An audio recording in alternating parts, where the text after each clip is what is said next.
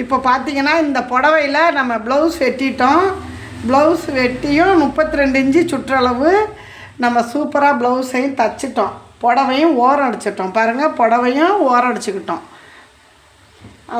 இந்த புடவைக்கான ப்ளவுஸ் தான் இது. இப்போ நம்ம வந்து பாருங்கள் 5 வீயும் நம்ம கரெக்டாக தைச்சிருக்கோம். பாருங்கள் 1 2 3 4 5 இது மிஷின்லேயே நம்ம தைச்சிக்கிட்டோம். இப்போ இதுக்கு ஊக்கு கோர்க்கணும், ஊக்கு கோர்க்கணும். அதே மாதிரி இந்த ப்ளவுஸ் எல்லா ப்ளவுஸுக்கும் வந்து நம்ம இப்போ ஊக்கு கோர்த்துக்கிட்டு கட்டுவோம். இப்போ எப்படி கோர்க்கிறதுன்னு உங்கள்கிட்ட நான் சொல்கிறேன். இப்போ ஒவ்வொரு வீக்கு நேராகவும் கொஞ்சோண்டு நம்ம கேப் விட்டுக்கிறணும்.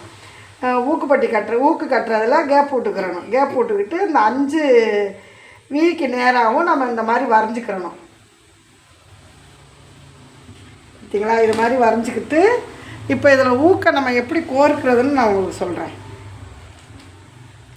இந்த பாருங்க, இப்படி கொஞ்சமாக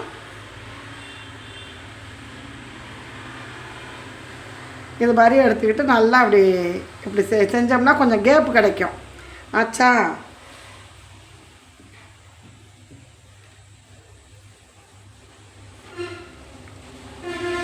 பார்த்தீங்கன்னா இந்த நான் ஊசி வந்து ஐவுக்கு வந்து பித்தளை ஊக்கு தான் வச்சுருக்கேன். இப்போ இதை எடுத்துக்கிறோம். ஊசியை எடுத்துட்டு இந்த முனையை நம்ம இப்படி வச்சுக்கணும்.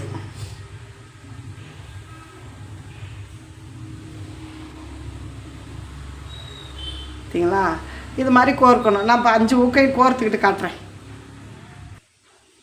இப்போ இந்த மாதிரி 5 ஊக்கும் கோர்த்துக்கிட்டோம். எல்லா ப்ளவுஸுக்கும் கோர்த்துக்கிட்டு உங்கள்கிட்ட காட்டுறேன்.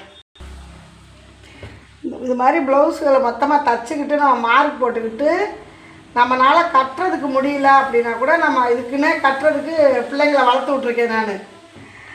அது மாதிரி ஐவுக்கு கட்டுறதுக்கு மட்டுமே.